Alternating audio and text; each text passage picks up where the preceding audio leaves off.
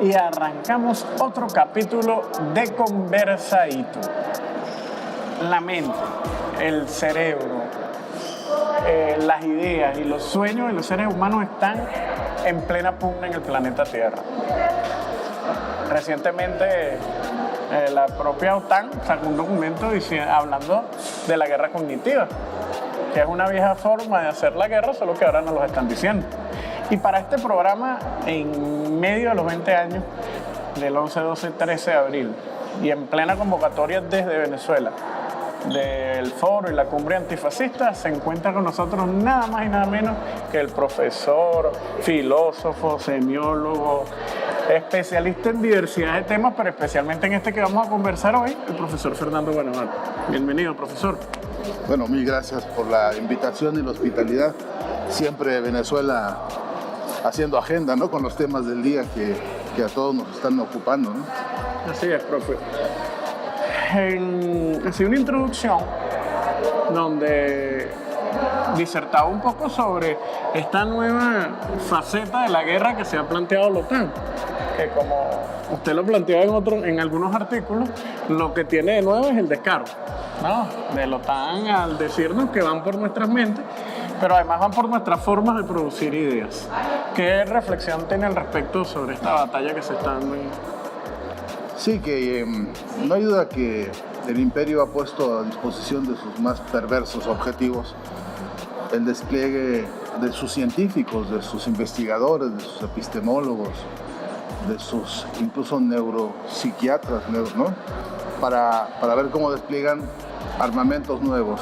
Dicen ellos que el nuevo escenario de la guerra es el cerebro de las personas y que la novedad no es que continúen ellos imponiéndonos su agenda de pensamiento, sino lograr que el pensamiento nuestro, desde que producimos ideas, ya tengamos determinadas las formas, las fórmulas de ellos para pensar, modelando, diría yo, más bien reprimiendo el pensamiento para eludir al menos tres condiciones.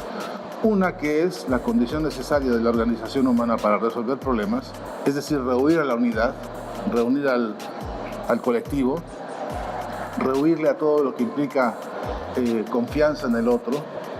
Luego, además de desconfiar del otro, fincar la idea de que no es confiable ni el otro, ni lo organizable, ni lo posiblemente organizable, como las instituciones, como la política. Es un dispositivo de pensamiento propio, entre comillas, antipolítica. Y todo disfrazado de libre pensar.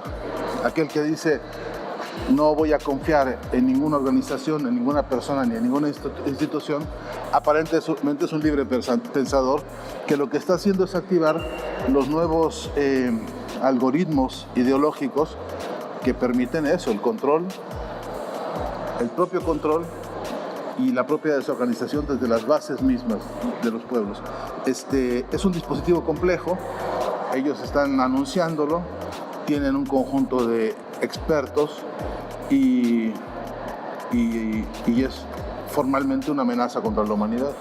En este escenario ya hay incluso algunos casos para observar de cómo está comportándose eso y qué consecuencias está teniendo, ¿no?, en las pantallas de televisión, por ejemplo. Hay 2 o 3 casos.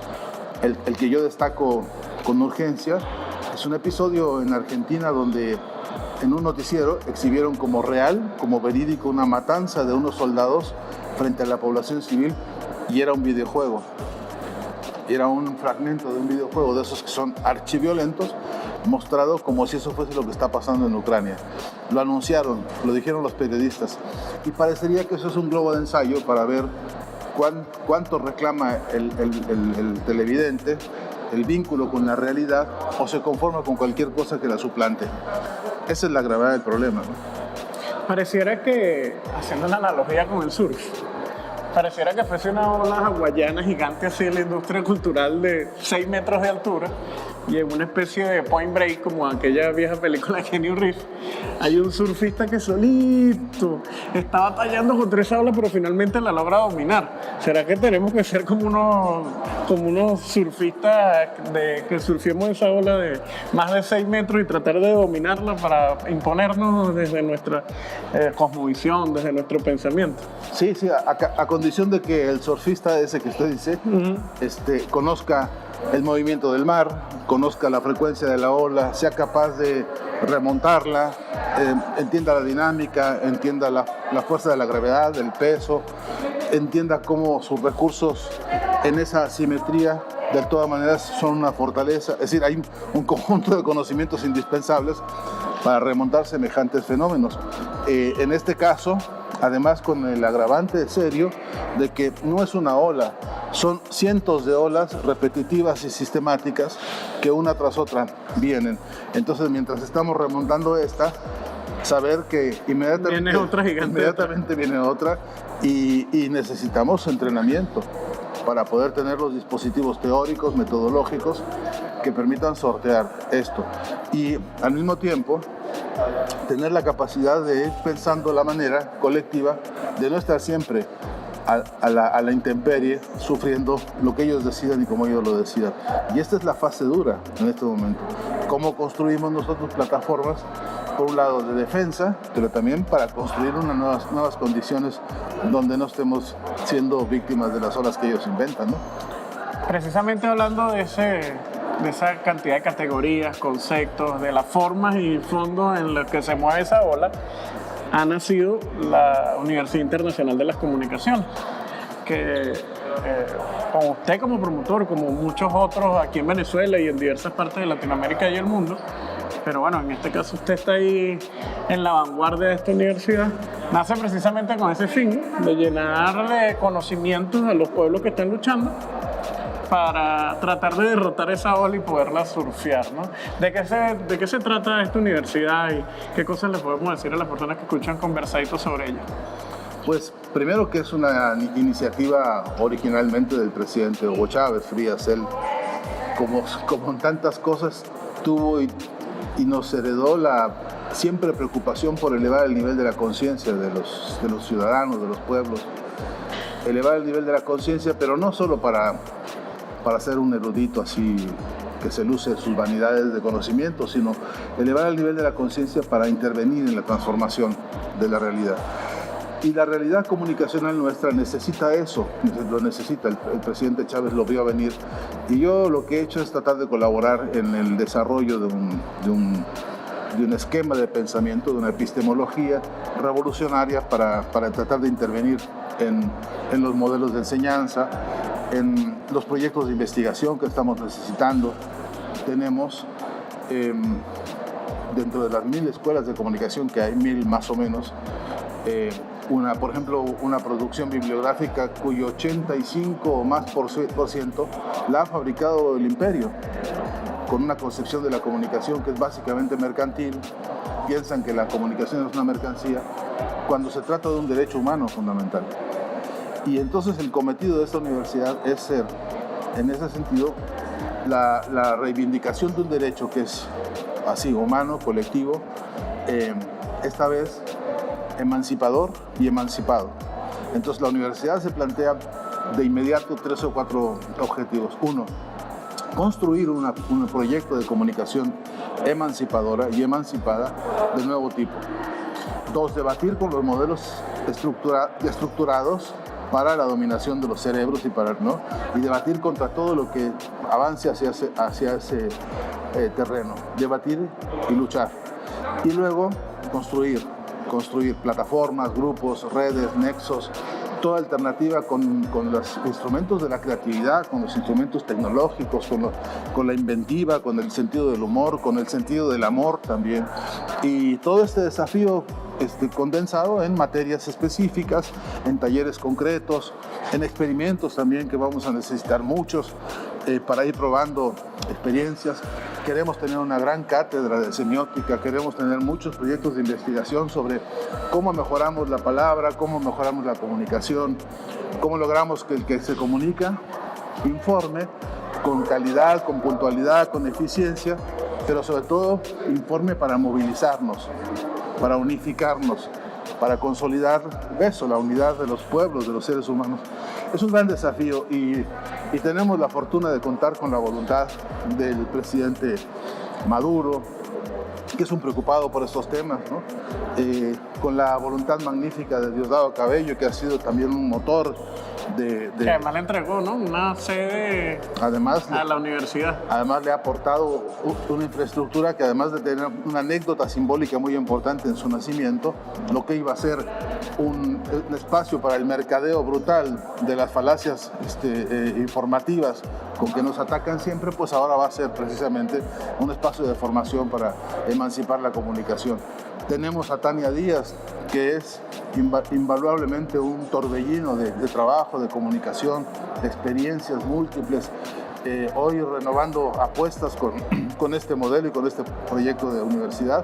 Y tenemos alianzas con un sinfín de universidades y de expertos y de colaboradores y amigos que por todo el mundo vienen aportándonos para tener una buena biblioteca, para tener apoyos de investigadores y su experiencia, y ofrecernos todos el mejor espacio posible para estudiar y actuar e intervenir con confianza, con apoyo, con optimismo, con moral y ética revolucionarias, ¿no?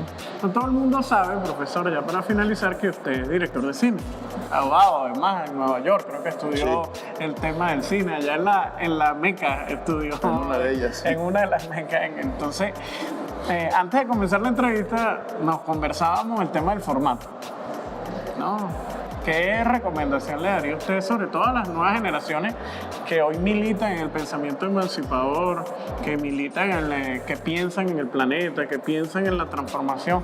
¿Qué recomendaciones precisamente de formato le pudiésemos dar a estas nuevas generaciones que estamos en la permanente búsqueda de batallar contra esa ola gigante y no ahogarnos en el intento? Sí, es siempre difícil porque a veces pensamos que lo que hemos visto hasta hoy ya es la historia, y yo creo que estamos en la prehistoria todavía de muchas cosas, incluida la comunicación humana.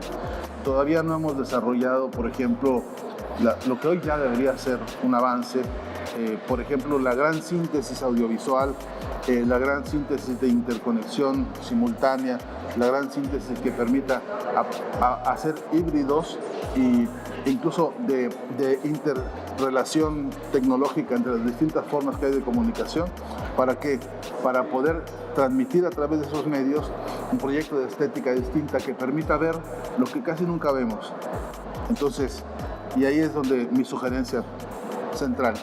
Como casi nunca vemos los escenarios de las luchas emancipadoras, ahí donde hay un científico luchando por emancipar a la humanidad, para conseguir una buena, importante, gran vacuna para que nos proteja hoy, ahí donde hay un debate importante de artistas para hacer una revolución estética y decir, mira, con este tratamiento de superficies, de texturas, de colores, de formas, de composición, podemos enseñar mejor lo que están luchando los pueblos, por ejemplo, ¿no?, por emanciparse, donde hay una fábrica en huelga, donde hay trabajadores que están discutiendo cómo organizarse, cómo luchar, cómo defenderse entre todos.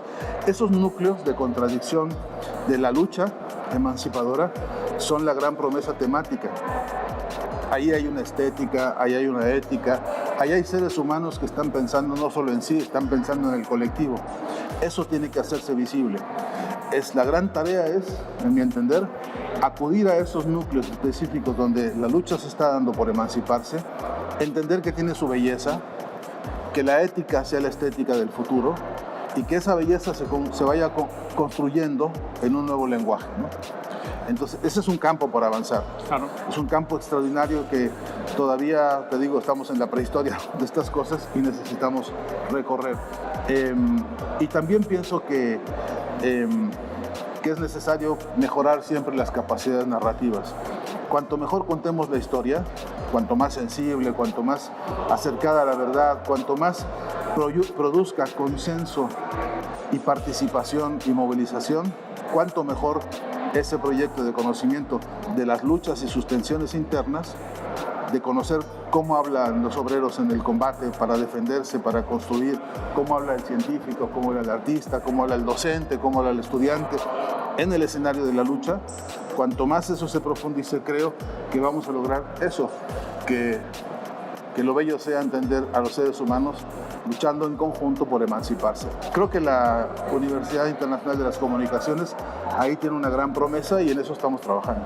Profesor, muchísimas gracias por estar en Conversadito. Es un placer tenerlo aquí en Venezuela. Hasta siempre, siempre. El agradecido soy yo y un gran abrazo a toda la audiencia. Este fue otro capítulo de Conversadito, nada más y nada menos que con el profesor Fernando Buenaval. Recuerda suscribirte en nuestro canal de YouTube, le das a la campanita para que te metas en nuestro canal y en todas nuestras plataformas digitales, @4F Web. Conversadito.